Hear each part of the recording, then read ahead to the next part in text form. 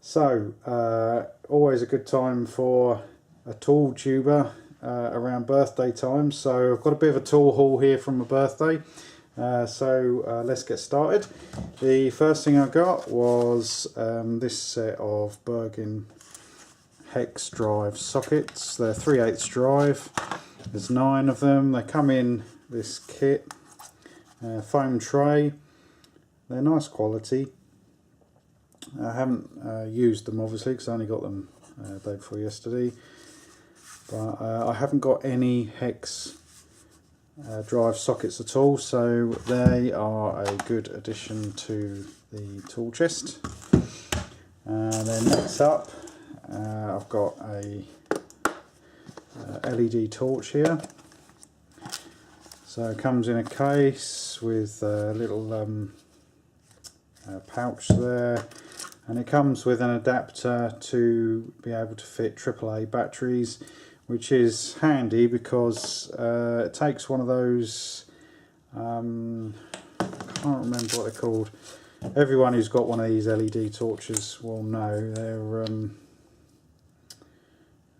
yeah, 18650s. So it's nice and bright, and the interesting thing with it is it's zoomable, and the camera's not quite picking up how bright that is there, and it does sort of different intensity and strobe and SOS. So if I'm stuck in the shed without a cup of tea, I can put that to the window, and hopefully my wife will see that and rescue me with a cup of tea. So that's good. And it comes with a charger as well for the battery, and the battery came in the kit, so it was everything that you needed there. With any of these things, I can't obviously tell you how much they were because they were gifts, but if anybody needs to know, I'll be able to find out. Next up are some ratcheting spanners. They're 72 teeth, and my youngest son got me these, and these are the rest I need for the complete set of these spanners, from I think it's something like 6mm up to now 27, without missing any steps at all. So I'm really pleased with those. Some good good chunky wrenches, or spanners in the UK as we know them by. So pleased with them. When I do the toolbox tour, I shall you'll get to see all the rest of those. That's very pleased with them. Next up is another spanner there. Next up is a set of 3 ball peen hammers. I've got some snips here somewhere, so let's set these free. There we go. Get rid of them. So I didn't have any ball peen hammers at all. I've got lots of claw hammers, dead blow hammers, all kinds of things, but no ball peens. So it's a hammer, fiberglass shaft. It's made by Bergen. I quite like Bergen tools. I think they're very good value for money. And when everybody was saying to me, what would you like us to get you, so we know you like tools, you know, I say to people, you know, you don't need to buy me expensive brands. I'm not about that. I'm about having a tool that works and does its job, and I find that generally Bergen tools are excellent value for what you get. So set of 3 hammers there. Very pleased about that as well. So that's that. Got this cutting mat as well. So the timber here that you see under it is the new worktop for my workbench. This is the first video in the workshop. I'm pleased to say we're finally in, and yeah, so I won't be carving up the top of the workbench with knives and things. Next thing is a Bergen. It's 1551, and it's a 30-inch half-inch drive breaker bar. I had one So it's a long old beast. It's very chunky, swivel end. And they actually do replacement kits for the end of this as well, so not that I can imagine this is gonna break. I don't envisage that breaking, but if I just get the other one,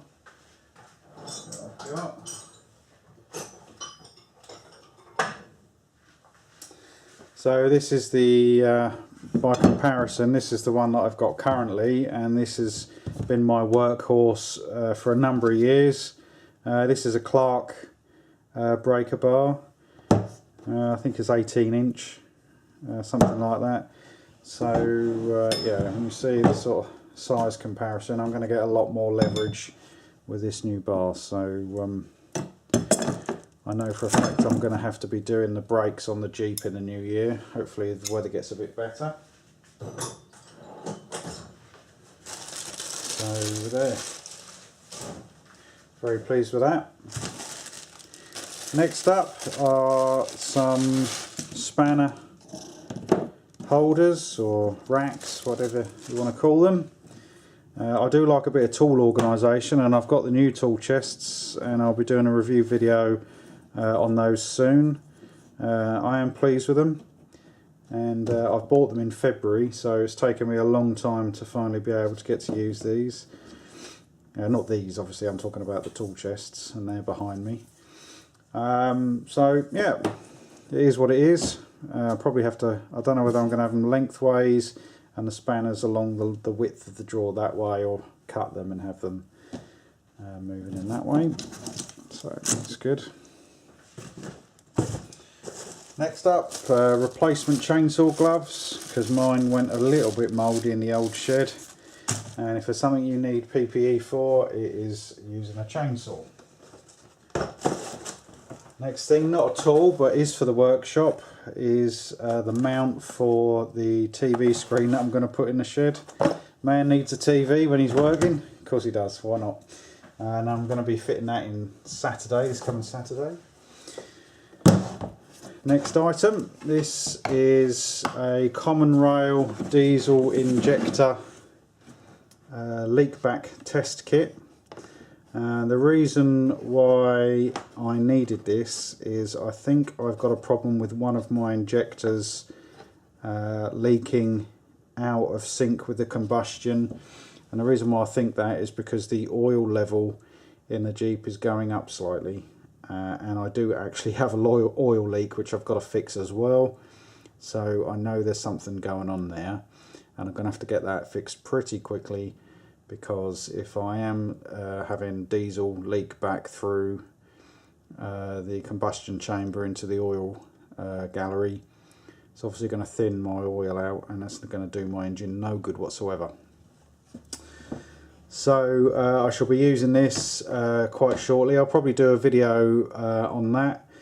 The kit, I think this whole kit here was, you've got all these, you got all the nozzles and connectors, and it's a nice kit. I think it's about £20, probably made in China, but the fittings and things, and these are quite thick perspex, I think these are.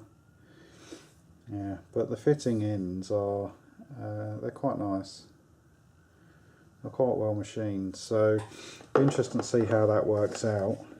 It will certainly give me an indication as to what injectors, if any, are not operating correctly. So I'll be able to put that through its paces. So that is that. Next up, a Draper handheld vacuum. Now this is a mains vacuum, so it's 230 or 240 volts in the UK, 600 watts. So you might think that that isn't a particularly powerful handheld vacuum. I had a battery one in previous years, and I'll be perfectly honest, that was completely gutless and didn't really do an awful lot of anything. So my wife bought me this, bless her, and she did a bit of research on the interwebs. So let's just plug that in there, move that out of the way. And apparently the reviews on this were really good. And I have already had a little go, and I can tell you that I was properly impressed with this.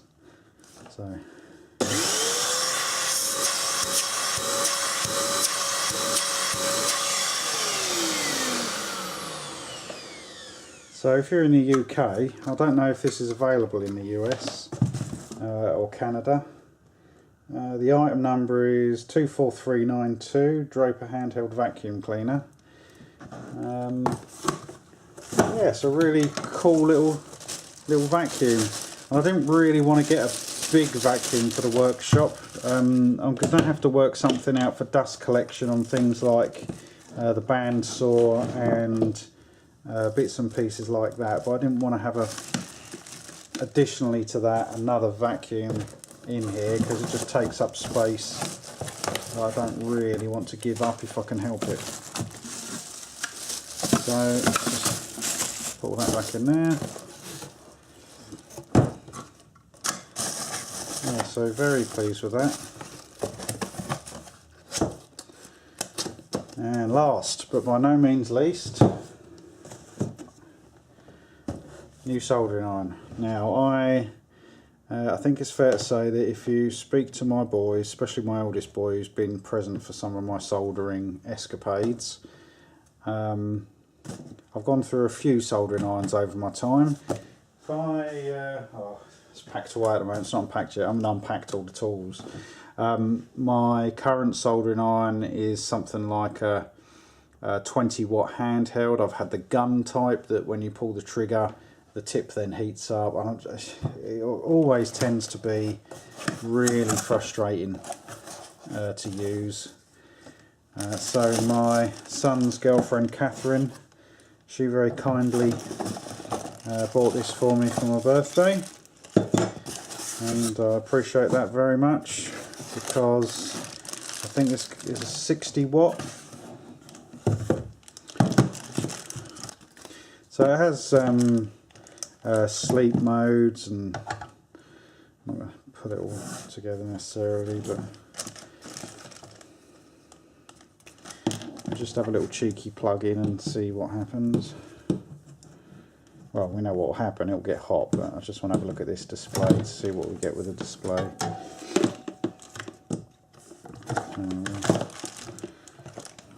Push that in there, putting that in there for now.